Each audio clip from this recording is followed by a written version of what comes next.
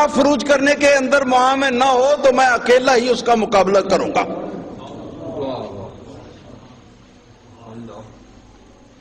اور جناب ہمارے ڈاکٹر ذاکر نالائق صاحب حافظ ابن حجر اسقلانی کا نام خواہ مخواہ بدنام کر رہے ہیں کہ حافظ ابن حجر اسقلانی یزید کا ادب کرتے تھے، یزید کو اچھا آدمی سمجھتے تھے، یزید کی تعریف کرتے تھے۔ یہ حافظ ابن حجر اسقلانی کی کتاب ہے میرے ہاتھ میں اس وقت، اس کا نام ہے جی تہذیب التہذیب۔ یہ عام تاریخ کی کتاب نہیں، عام تاریخ کی کتابوں میں رتب و یابس، کمزور اور قوی ہر قسم کی باتیں ہوتی ہیں۔ یہ اسماء الرجال کی کتاب ہے جہاں محدثین اصول حدیث کے مطابق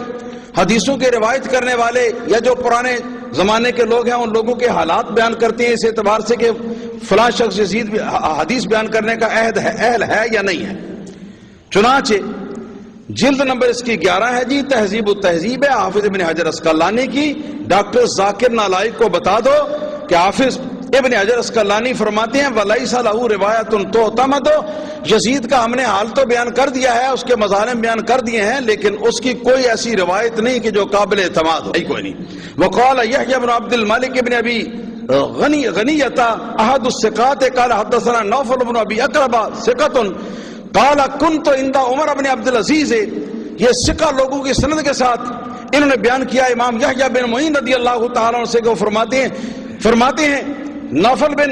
ابی اقرب کہتے ہیں کہ میں حضرت عمر بن عبد العزیز خلیفہ راشد کی خدمت میں حاضر تھا، فذکر رجل یزید بن معاویہ تھا، ایک شخص نے یزید بن معاویہ کا ذکر کیا، فقال قال امیر المومنین یزیدہ، تو اس نے کہا کہ امیر المومنین یزید نے یہ بات کہی، اس طرح کر کے بات کی۔ فقال، تو حضرت عمر بن عبد العزیز جو ہے وہ غصے میں آئے، وقال تقول امیر المومنین یزید، اور تو کہتا ہے امیر المومنین یزید، وَأَمَرَ بِهِ فَضُرِبَ 20 صَوْتًا، آپ نے حکم دیا کہ اس کو جس نے یزید کو امیر المومنین کہا ہے 20 کوڑے لگاؤ۔ خدا کی قسم آج بھی اگر امیر المومنین حضرت عمر بن عبد العزیز خلیفہ راشد زندہ ہوتے تو ذاکر نائک اور اس کی کمپنی کو 20 کوڑے کم از کم لگاتے، کم از کم 20 کوڑے لگاتے۔ اور یہ تقریب التہذیب ہے انہی حافظ صاحب کی تصنیف۔ اس تصنیف کے اندر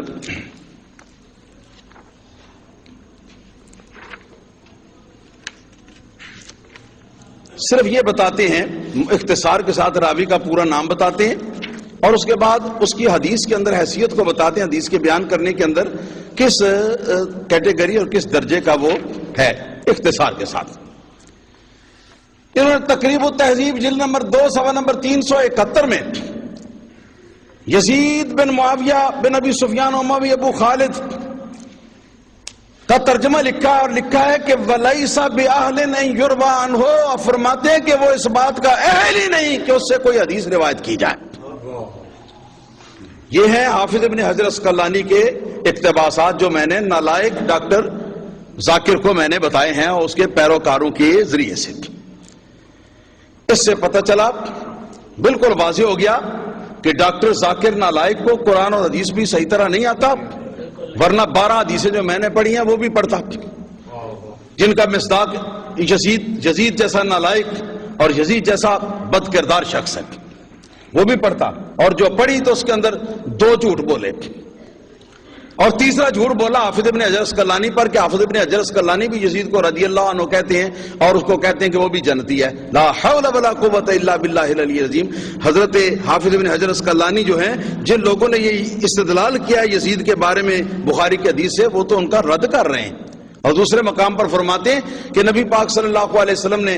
جن نوجوان صفحائے قریش کے بارے میں بتایا کہ وہ میری امت کی بربادی کر دیں گے تو ان میں سے پہلا یزید ہے، دوسرے مقام پر یہ فرمایا۔